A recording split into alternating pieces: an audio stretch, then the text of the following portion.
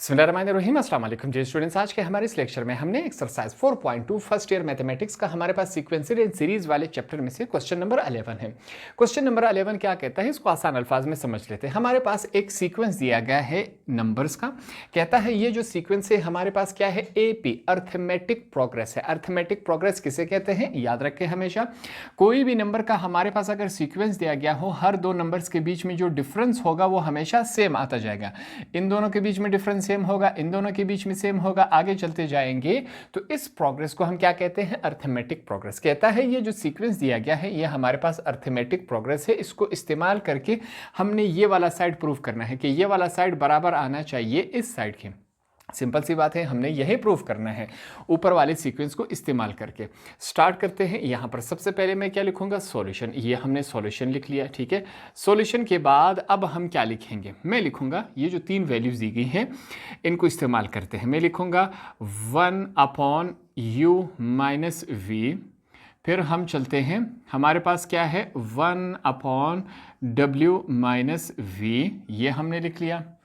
उसके बाद हमारे पास क्या है 1/w माइनस u, ठीक है। v और u में आपने गलती नहीं करनी है वरना आपका सारा क्वेश्चन गलत हो जाएगा। हम लिखेंगे r in arithmetic progress. Question से हमने ये बात ले ली, ठीक है।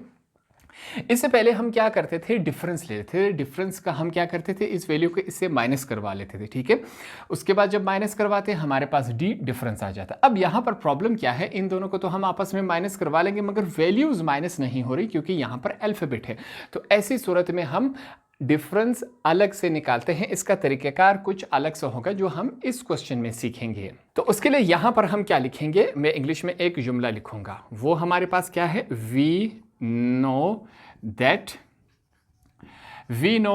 the common difference between the successive, spelling आप चेक कर लें, remains the same। जो हमने यहाँ पर इंग्लिश में बात लिखी है इसका मतलब क्या है, हमें ये बात मालूम है दैट द कॉमन डिफरेंस, जो हम कॉमन लेते हैं between the successive remains the same. Successive का मतलब यहाँ पर क्या है, इसके बाद ये, इसके बाद ये, इसके बाद जो तरतीब से चलता जा रहा है जो हम कॉमन चूज करेंगे वो सेम ही रहेगा। ये बात हमने यहाँ पर लिखी है। फिर से अगर आपको समझ नहीं आया यहाँ पर समझ लेते हैं। इन दोनों का डिफरेंस हम फाइंड आउट करेंगे। कैसे फाइंड आउट करेंगे, सबसे पहले इस वाली वैल्यू को लिखेंगे जो दूसरी होगी। मैं लिखूंगा w माइनस v, ये हमने लिख लिया। ये माइनस हो रही है इस वैल्यू से, हमने लिखा 1/u माइनस v। अब ये इन दोनों से माइनस ही नहीं हो सकता। जब नहीं हो सकता तो इसे हम सेम एज इट इज लिख लेते हैं, ठीक है। ये पहला साइड हो गया। अब इन दोनों के बीच में हम क्या फाइंड आउट करेंगे, जो डिफरेंस है। यहाँ पर फिर से जो लास्ट सेकेंड वैल्यू होती है उसको पहले लिख लेते हैं। हमारे पास क्या है 1/w माइनस u, माइनस हो रहा है इससे माइनस करवाएंगे। हमारे पास क्या है 1/w माइनस v। तो ये हमारे पास इस शक्ल में है। ये क्या है, डिफरेंस है।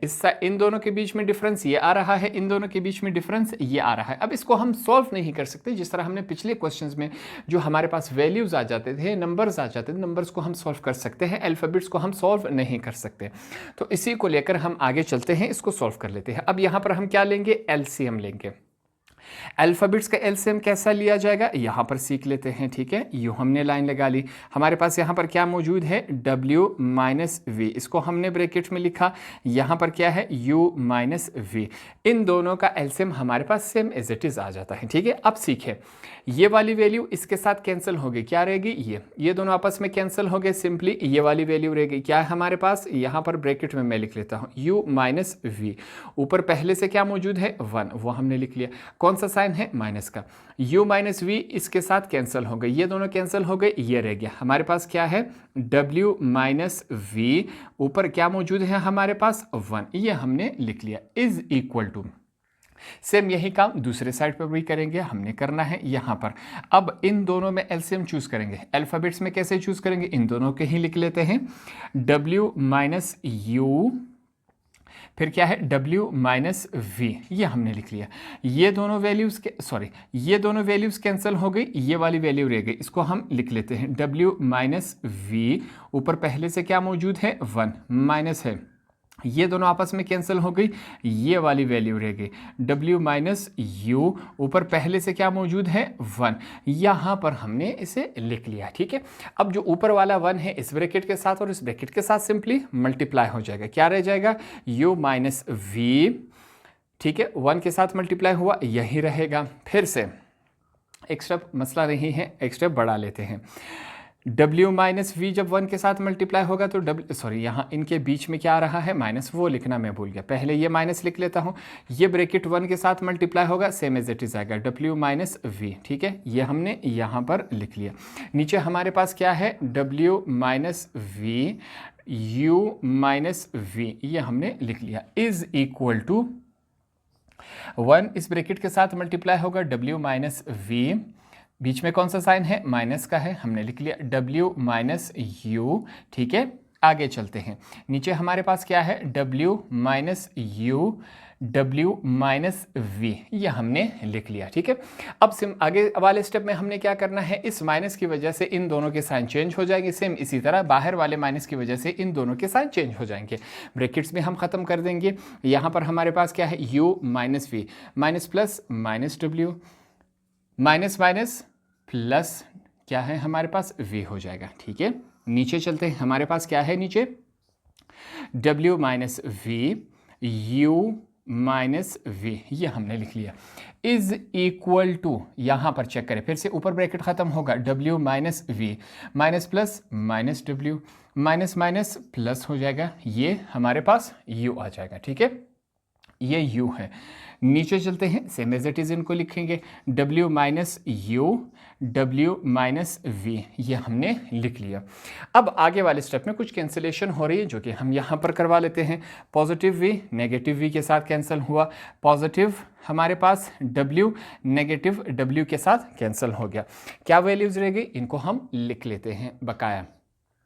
यहाँ पर क्या रह गया, ये जो माइनस है वो v के साथ था जो कि कैंसिल हो गया, यहाँ पर सिंपली ऊपर क्या रह गया u minus w, u minus w हमने लिख लिया। ठीक है, नीचे अब ऊपर सिर्फ यही वैल्यू रहेगी, नीचे हमारे पास क्या है w माइनस v, ये हमने लिखा, दूसरी value u minus v is equal to, अब ऊपर चेक करें, ऊपर हमारे पास क्या रह गया माइनस v और u, इनको तरतीब से लिखेंगे, हमारे पास क्या है u माइनस v, इसको हमने इस सूरत में लिख लिया। ठीक है, नीचे चलते हैं, w minus u, w minus v, ये हमने यहाँ पर लिख लिया।